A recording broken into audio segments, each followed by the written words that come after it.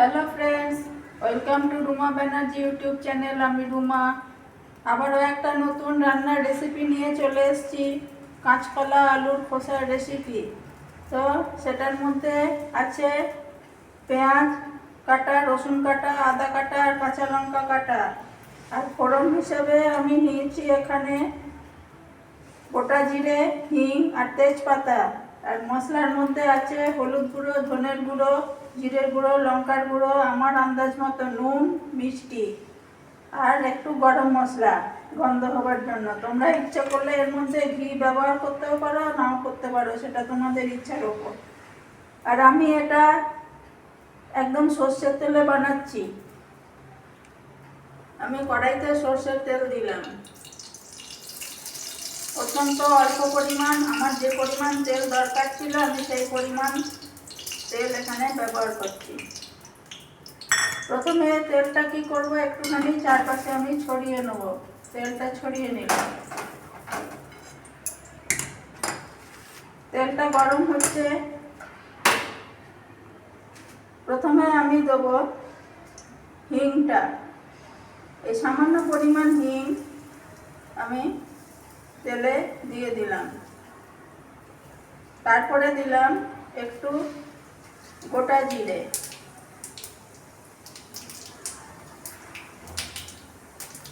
তারপরে দিচ্ছি তেজপাতা দিলাম। তো আমি এখন আঁচটা একটু কমিয়ে দিলাম।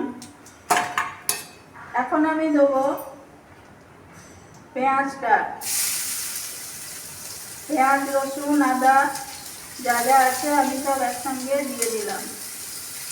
আর একটা কথা এখানে বলা হয়নি, এই কাঁচকলা আর আলু একটু আমি কুকারে ভাপিয়ে নিয়েছি তাড়াতাড়ি হবার জন্য। আমি প্রথমে কি করছি, এখানে পেঁয়াজ, আদা, রসুন সব একসাথে একটু ভেজে নিচ্ছি।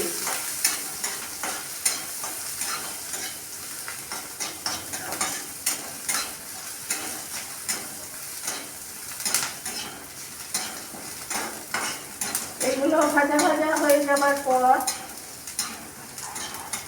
একটু অল্প একটু ফ্রাই হয়ে যাবে, তখন আমি এগুলো এই যে সেদ্ধ করা আমার কাঁচকলা আর খোসা আর আলুটা আছে, এটা আমি তেলের ওপর একটু নেড়ে নেব।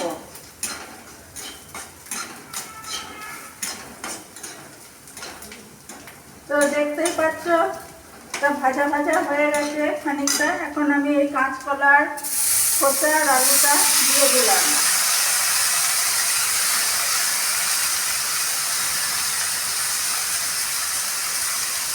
আর এই তরকারিটার মধ্যে আমি টমেটোর বদলে একটু টমেটো সস ব্যবহার করছি।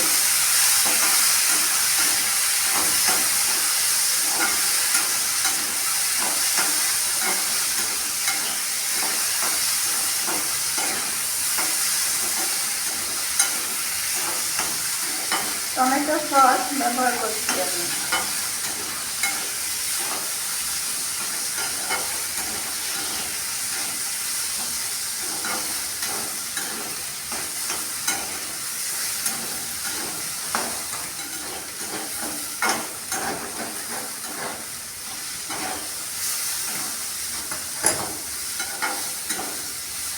এখন আমি কি করব, এই যে মশলাগুলো আছে হলুদ গুঁড়ো, ধনের গুঁড়ো, জিরের গুঁড়ো, সামান্য 1 চিমটি গুঁড়ো মশলা, লঙ্কার গুঁড়ো, আর পরিমাণ মতো আমার পরিমাণ মতো নুন আর মিষ্টি, আর যে গরম মশলা আছে এগুলো আমি সব একসঙ্গে দিয়ে দিলাম।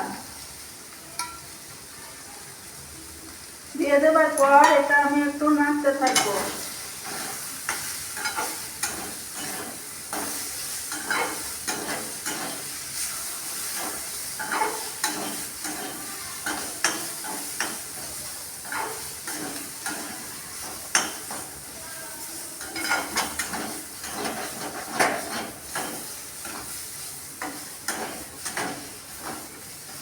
এখন আমি দেব একটু টমেটো সস দিয়ে দিচ্ছি।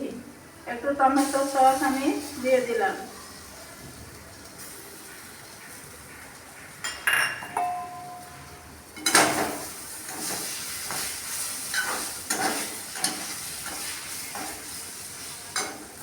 দেওয়ার পর একটু জল আমি দিচ্ছি, এই যে সেদ্ধ করে রাখা জল, এটা আমি ফেলিনি, এটা এর মধ্যে দিয়ে দিলাম।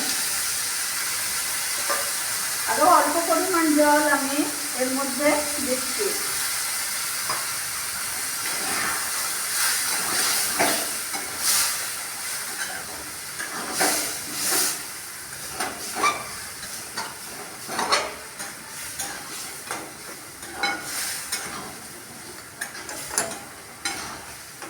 এই তরকারিটা একদম শুকনো শুকনো হবে,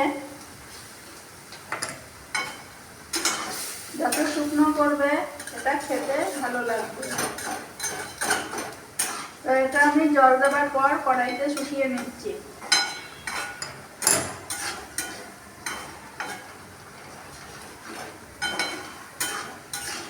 যেহেতু এটা আমার আগে সেদ্ধ করা ছিল কাঁচকলা আর আলু, এটা আমার আর ঢাকা দেওয়ার প্রয়োজন হলো না, ঢাকা ছাড়াই আমি শুকিয়ে নিচ্ছি।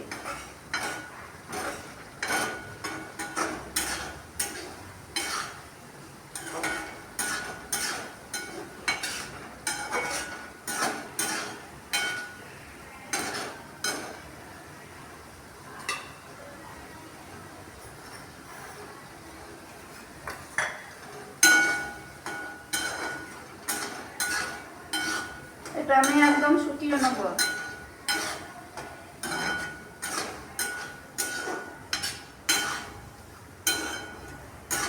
তরকারিটা অনেকটাই শুকিয়ে গেছে, এবার আমি গ্যাসটা নিভিয়ে দিচ্ছি। আমার তৈরি হয়ে গেছে কাঁচকলার খোসা আর আলুর সবজি। এটা আমি একটা বাটিতে ঢেলে নিচ্ছি।